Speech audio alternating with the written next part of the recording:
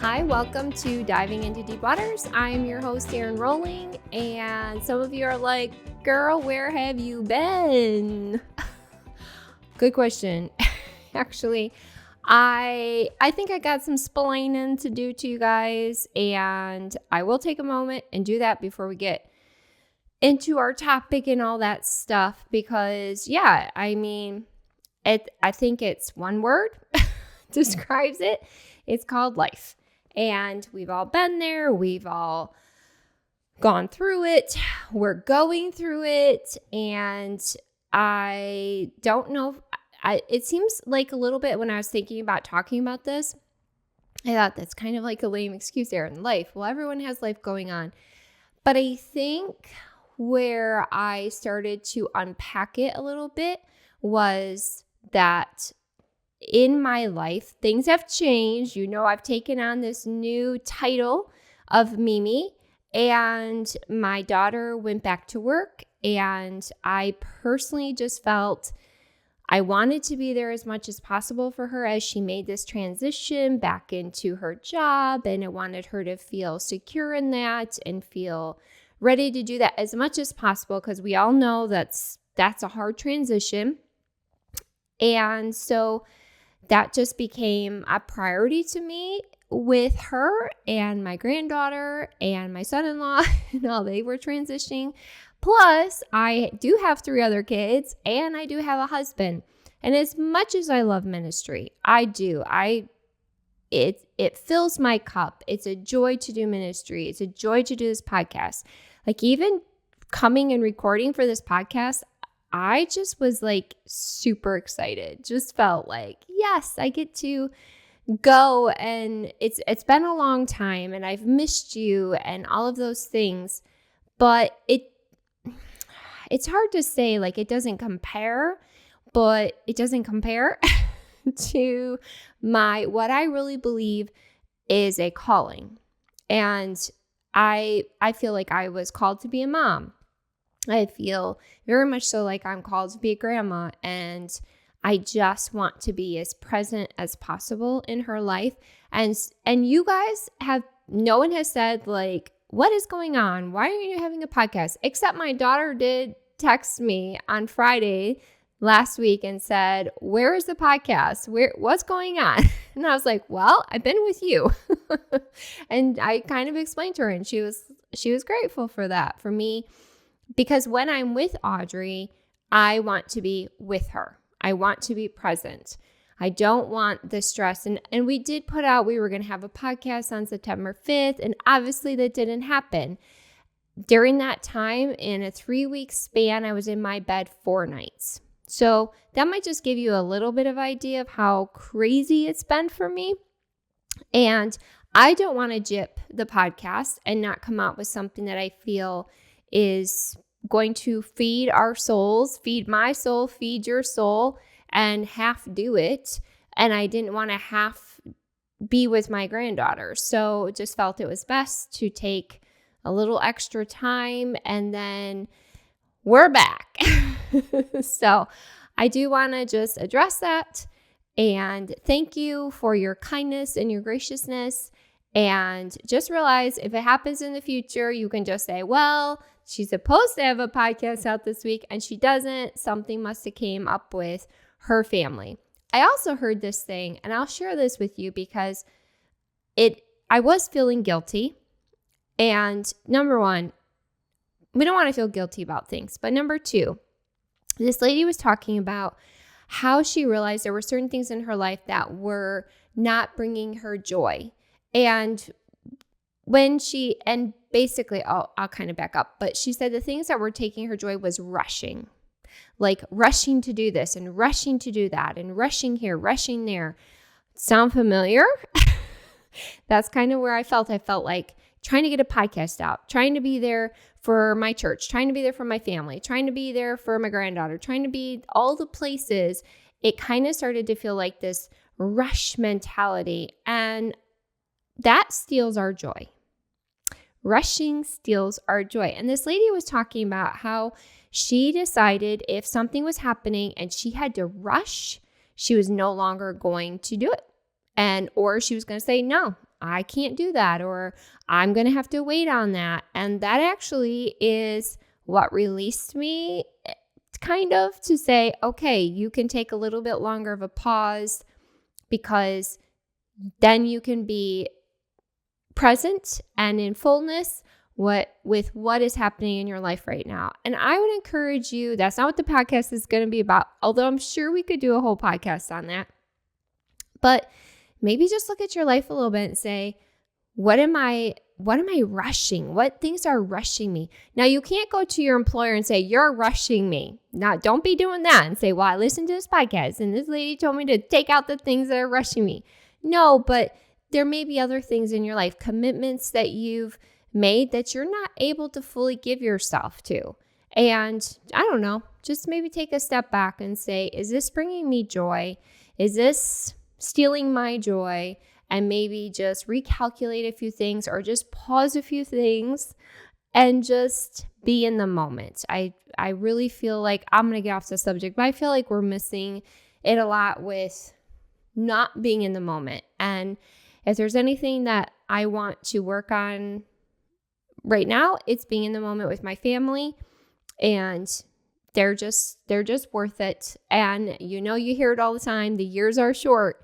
And the days are long, the years are short. Well, the years are short, and I want to soak up every second that I can, because they are precious to me. So thank you for your graciousness, and thank you for, being on this journey with me. So let's get into today's topic. Okay.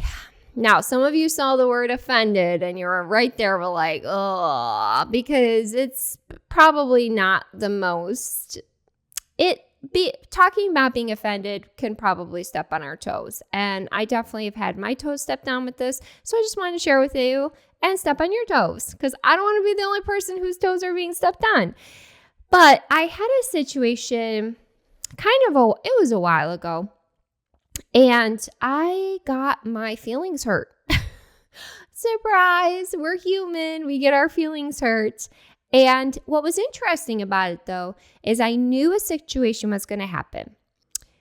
And because I knew it was going to happen, I was trying to guard myself very intentionally about not getting my feelings hurt. I don't know if sometimes we get our feelings hurt and it's just like somebody says something or somebody does something. But sometimes we can see, I think that's going to happen and it'll probably hurt my feelings. And I could foresee it. I could see into the future at that moment that I don't know. I thought, I gave myself a pep talk. Okay. Some of you are like, she cray. You already know that. But I kind of was like, girl, you're probably going to get your feelings hurt. But you're bigger than that. You don't have to get your feelings hurt. So I cocooned myself a little bit, because I knew I'd probably see something on Facebook, like a post about it. And then I would know.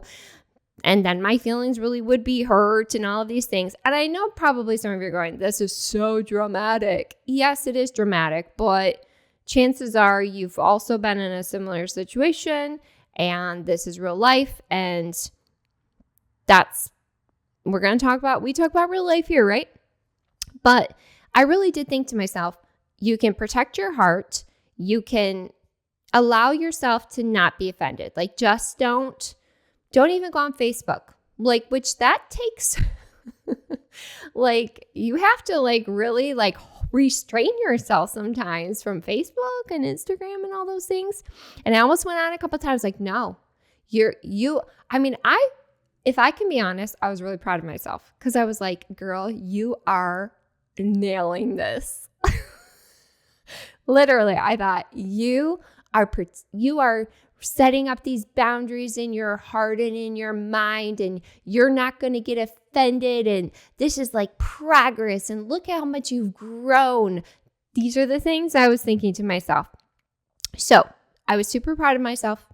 I'm not going to lie. I was patting myself on the back, and I got to church, went through the whole church day, didn't hear anything about it or anything like that.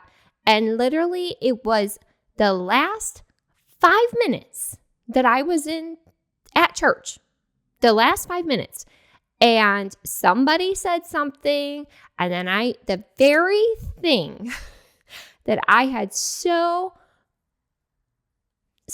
much tried to protect myself from, there it was, like right in front of my face.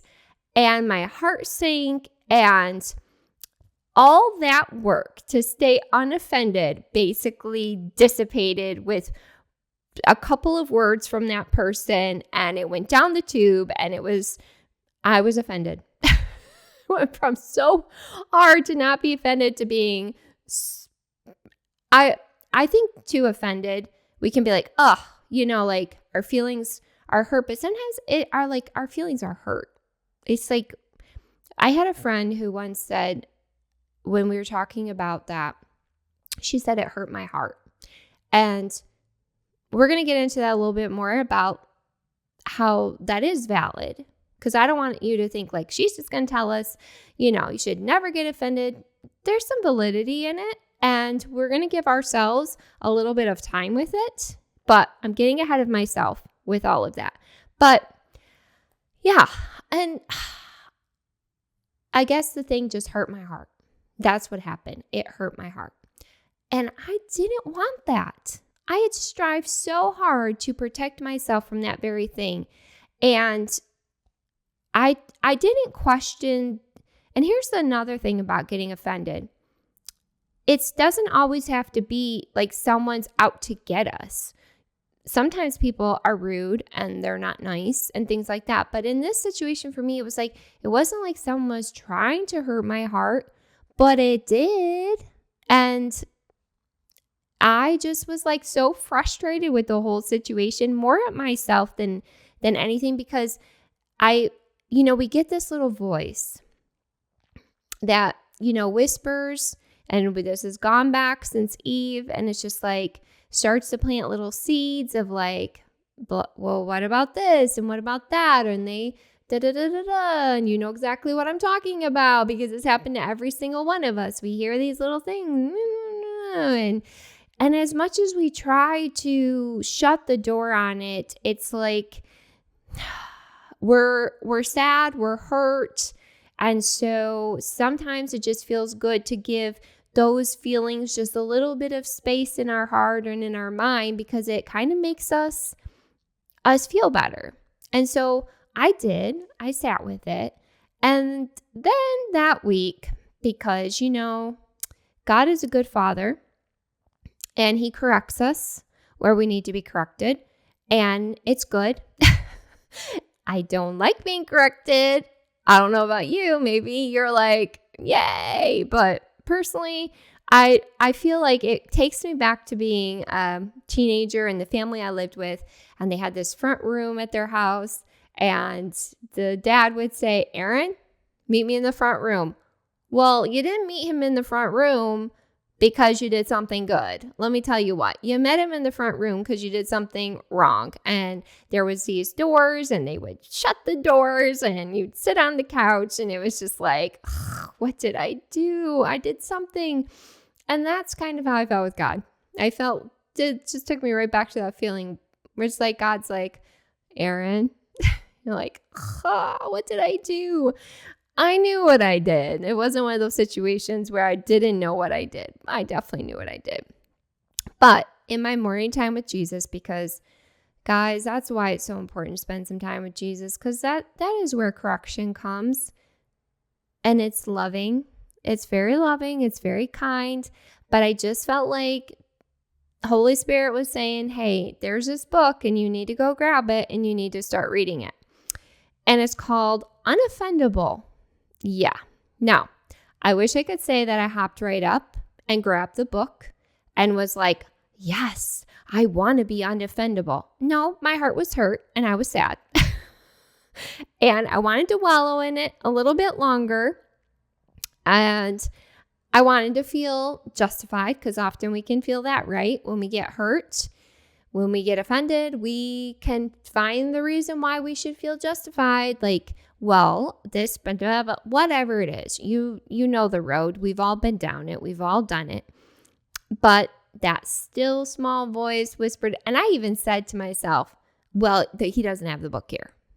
I mean, like I wanted to give myself more time. Like I'm going to go over there to his side of the bed and I'm not even going to find it. And then, I guess I'll have to ask him for it. And then he's going to ask me why I need the book. I mean, just the amount that I rationalized with myself should have shown me, girl, you need some help in this area. And so, yeah, I secretly hoped that I wouldn't find it. And I go over to his side of the bed and it was like big flashing arrow, like pointing, like book is here, book is here. And I was like I don't know, like a little child who's like told to do something and you don't want to do it. Yeah, that's exactly how I acted. And I took the book to my side of the bed with my heating pad, because you all know I like to sit in with my heating pad. And not even my heating pad could console my feelings. But I started to read it and I just thought, it started to, like, right off the bat, I think it said something, you have to be honest about being offended in order to find freedom from it. And that's a first place we have to start, because I think, like I said, how we justify it. We want to justify, well, I'm only offended because I'm only hurt because that person did this. We want to justify it. But we don't find freedom in justification. Freedom comes by saying, okay, what is my part in this? And in order to do that, we kind of have to take a hard look at ourselves. We have to stop justifying it. We have to stop giving the excuses of why we should be offended and why it's okay to be offended. That's a big one. And it was interesting because, right out of the gate that I'm reading the book, it said something like, you can choose to be unoffended. And I was like, okay, I want to stop reading. I don't want to read any more of this book. But the author actually said something, and it was kind of funny. He said, choose to be unoffended, question mark, question mark, question mark, question mark.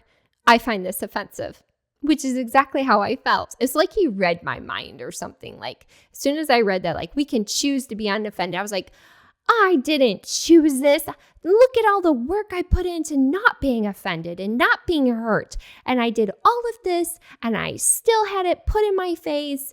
And what am I supposed to do with it? Again, excuses, justification.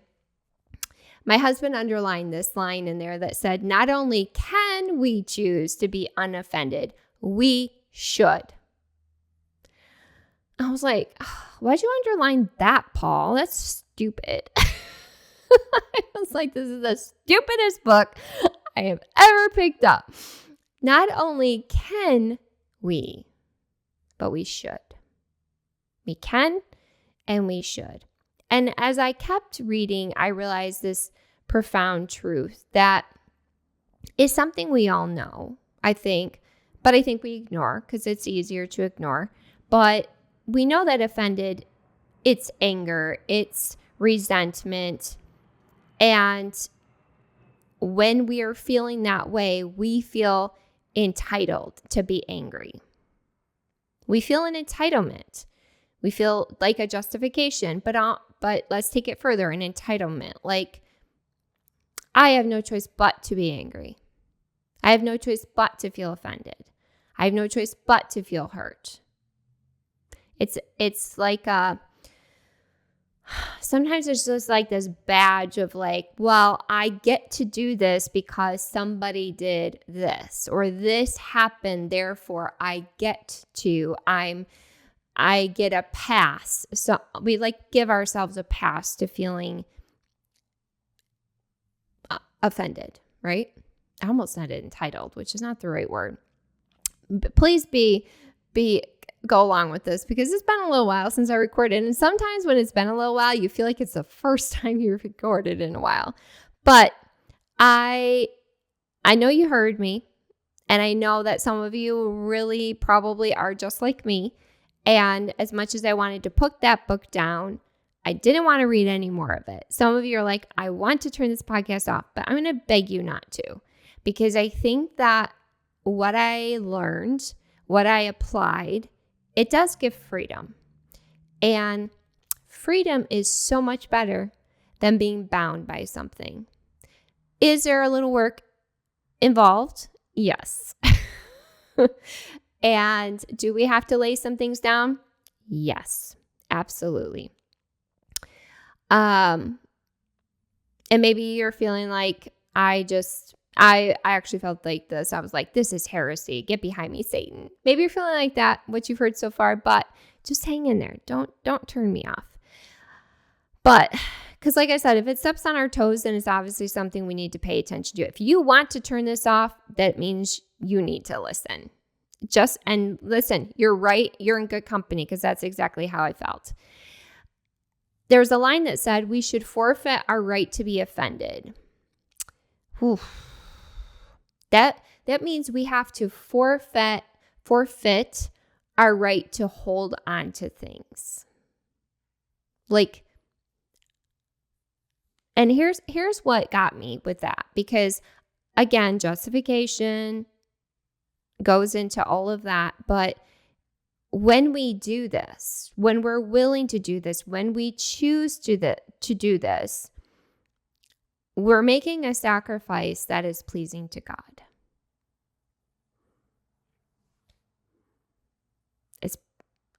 That's the bottom line. By releasing offense, by forfeiting the reason why we should be offended and our validation of it, our justification for it, by releasing that, it's pleasing to God. And I don't know about you, but when I read that, I thought, then that's enough. I want to please God, and I don't want to hold on to anything that displeases him. And holding this inside of me, holding this hurt inside of me is not pleasing to him. And I know that seems so simple. We're not done yet. We got some more to add to it, so don't worry. But when we forfeit it, when we're willing to release our right to our anger, it hurts, right? It makes us deny ourselves, which we as humans do not like to do. But what it does is it does a shift.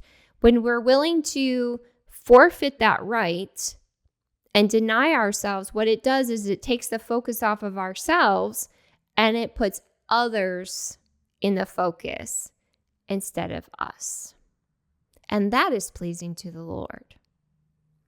It's the shift change that needs to happen in order to please the Lord. And here's another bottom line kind of thing about it. We're told to forgive. Again, simple statement, but it's so true. And that's the bottom line. There's no ands, ifs, or buts with forgiveness. That is a whole, probably 100 podcasts in itself kind of series. Forgiveness is just a tough one, but it's a bottom line word, is to forgive. And like I said, we want our right to be offended.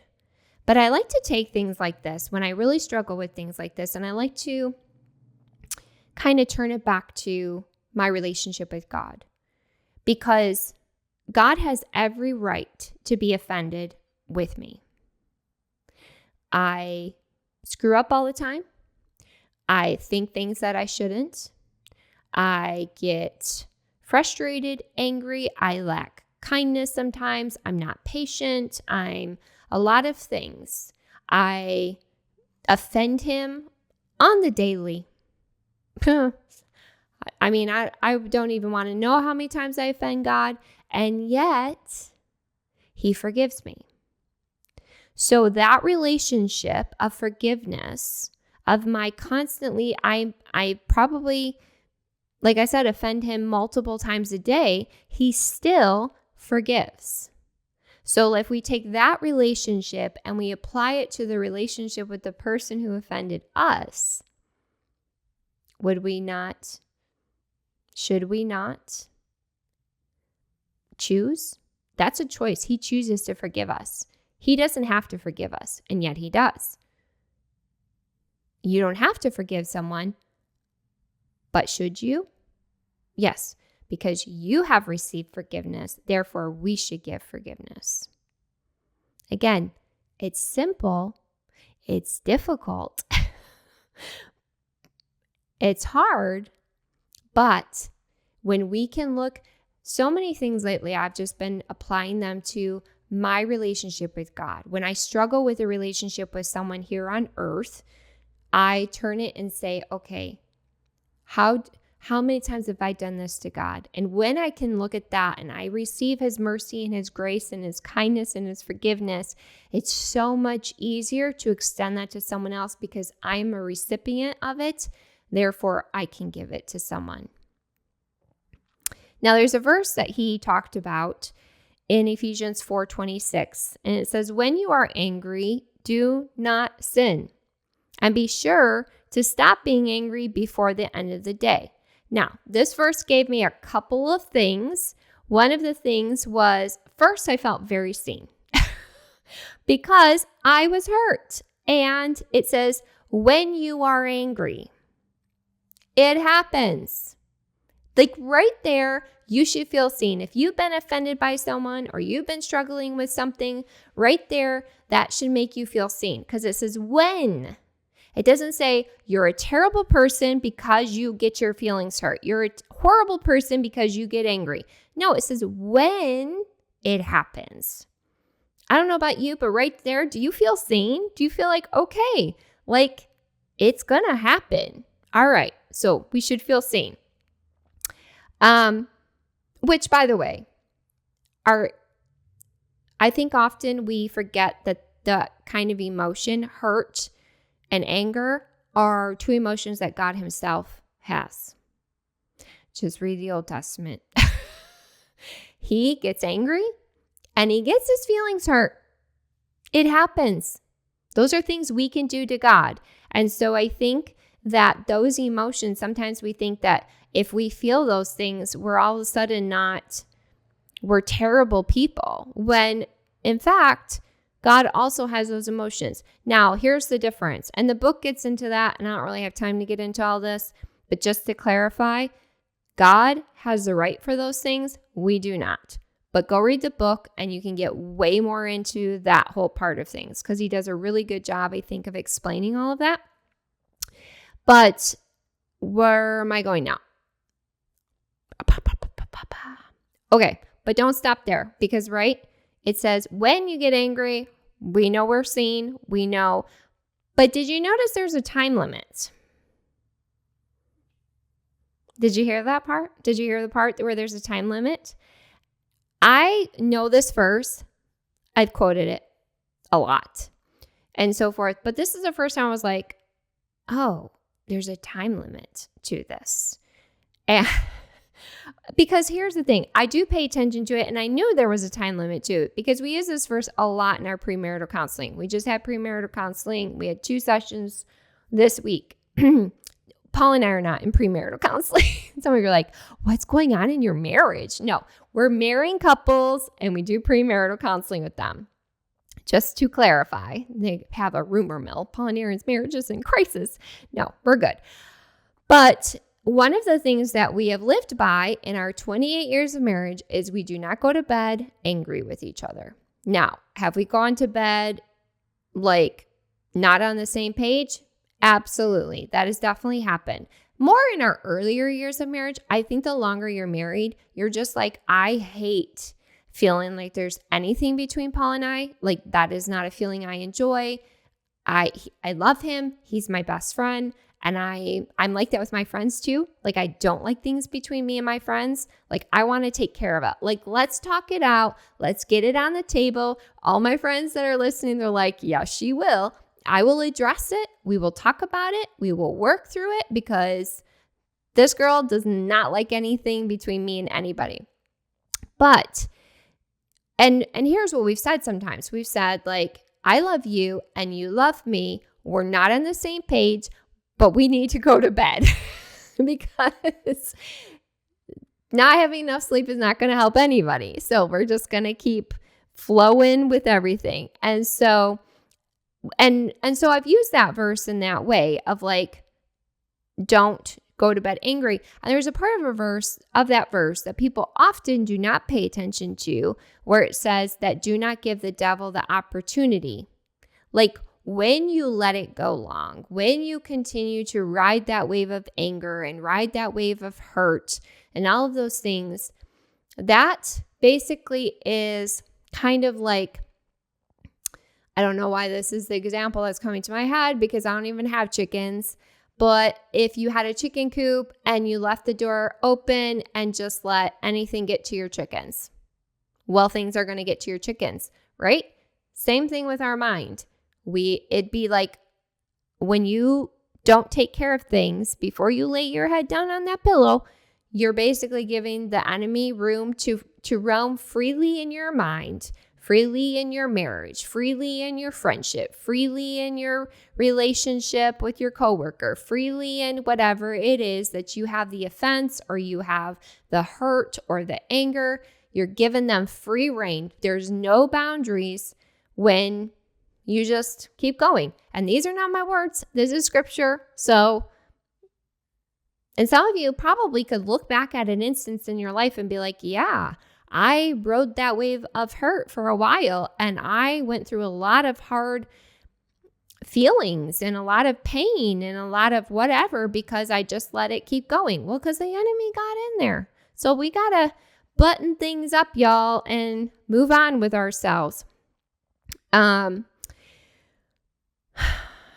Where am I? Okay, I got ahead of myself. But back to saying there's a certain amount of time. I gave that hurt more time than it was worth. And that's another thing. We justify it till we're blue in the face. But wouldn't it be just nice to have some freedom? To walk in some freedom? And here's the thing. If you're still listening to this podcast, you're probably wanting freedom. Maybe there's something in your life right now, or when the next thing happens, because we already know it's going to come along at some point in your life. You're going to get angry. You're going to get hurt. Your heart is going to hurt. That's going to happen. But maybe you just want freedom or the tools to get the freedom, because I can tell you, I know I will get my feelings hurt again. As much as I can try to protect my heart, it's still probably going to happen. But I feel so much more equipped to go after it differently than maybe I have in the past. And that's what we're doing here on this podcast. And I think, so how do we choose to be unoffendable? Well, there's a whole book on it. Obviously, I can't put that all in this podcast. But there are two things that I would say I think are very helpful when we walk through that process.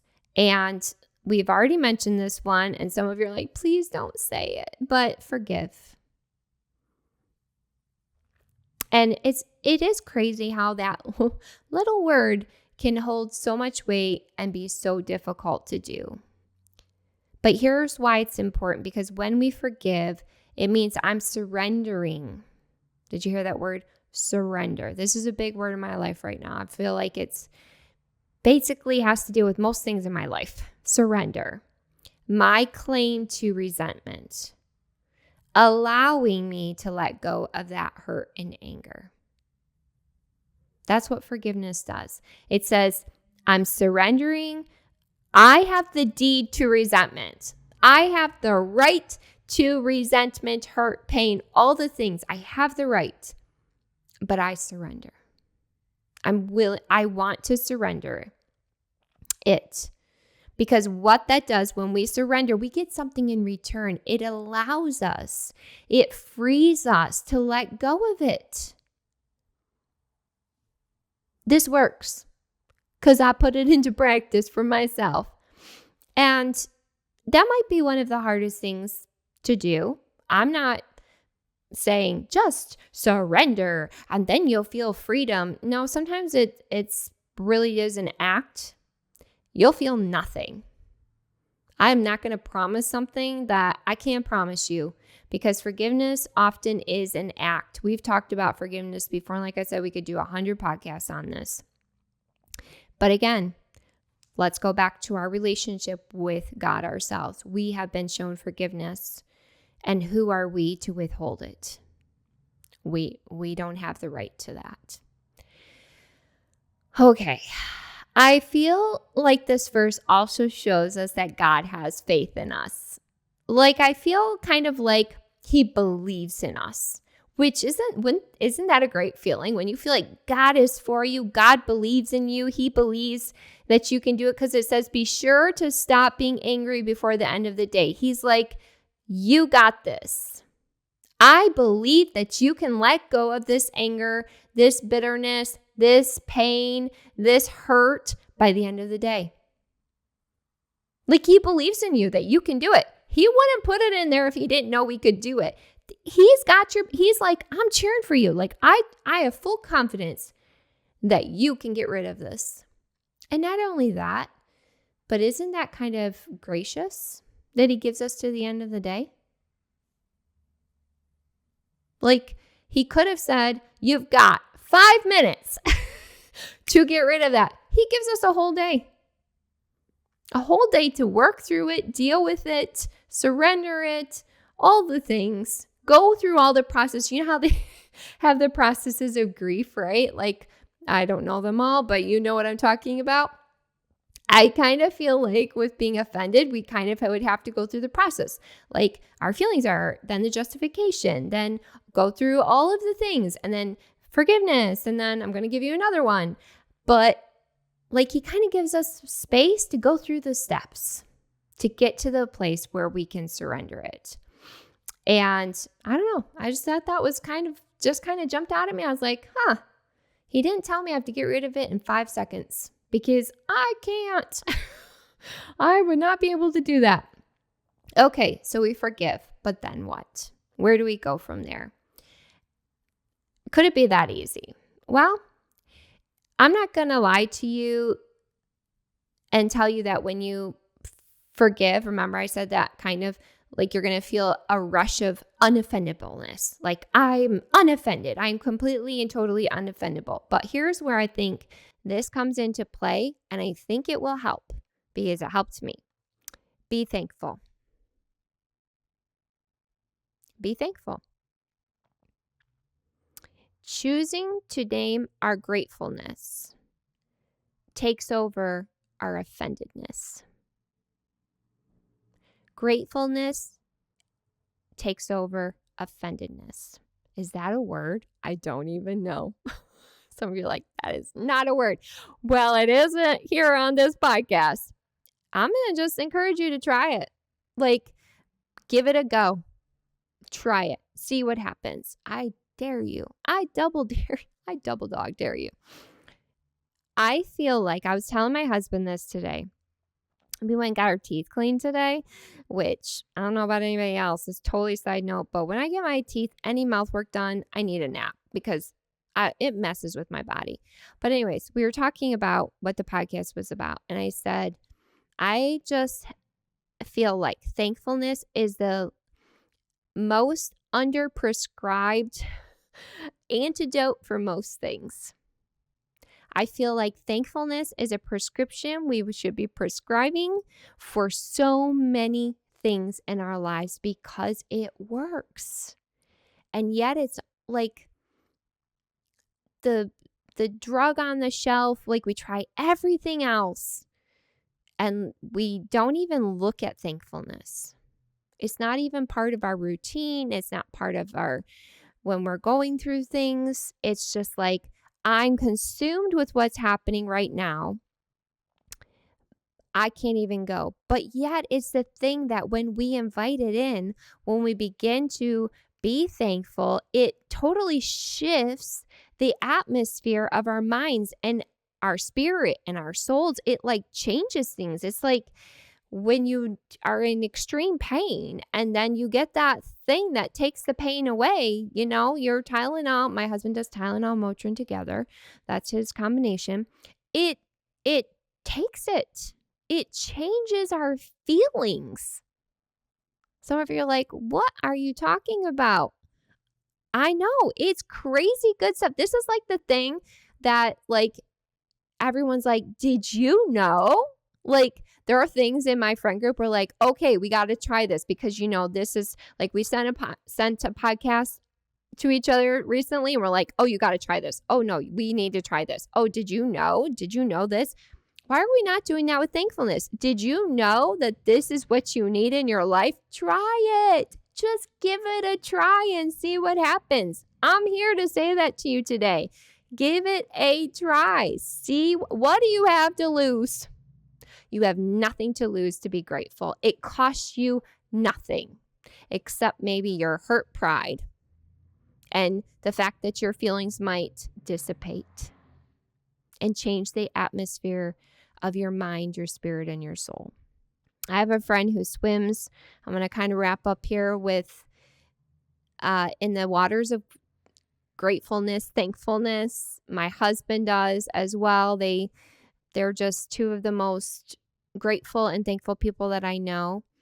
And it's waters that I personally want to swim in way more because I've seen how they handle things in their life and the joy that comes with being thankful. And no, their lives are not perfect. They have things in their lives, but they're just live in this place of thankfulness. And personally, I have been inspired, been encouraged by the Holy Spirit, I guess, in my time in the morning. I would often like name off 3 things that I was thankful for, but I've started to write them out. And it's true. As you start to write down those things of thankfulness, it just shifts everything.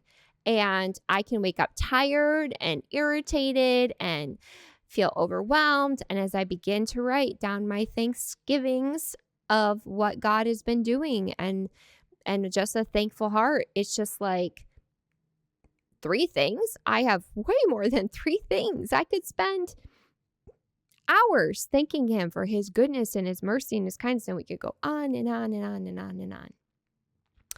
So if this has been a struggle for you and I'm just giving you a few things, but if you want to get the book, I actually brought it with me. So this is what it looks like. It's by Brant Hansen.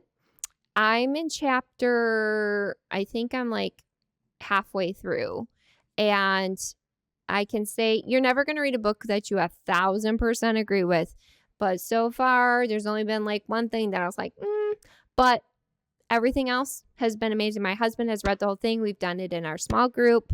And so get yourself, and he's actually a great writer. Like some people are boring. He's not boring. He's super easy to read. And so I would highly encourage you to get that book, to dive deeper into being unoffendable. I'm constantly learning things from it, and it's just been great. So I would encourage you to get the book, but also do a heart check and ask yourself, have I been offended by anyone or situation or anything like that? And if you have, choose not to be. Forgive and be thankful. And guess what? I'm on the journey with you. So it's good to be back. Go Lions. Repping for them today because we're going to have a great season. I believe it. And we're going to have a great season of podcasts and just continuing to grow and learn more about what God has for us. Love you guys.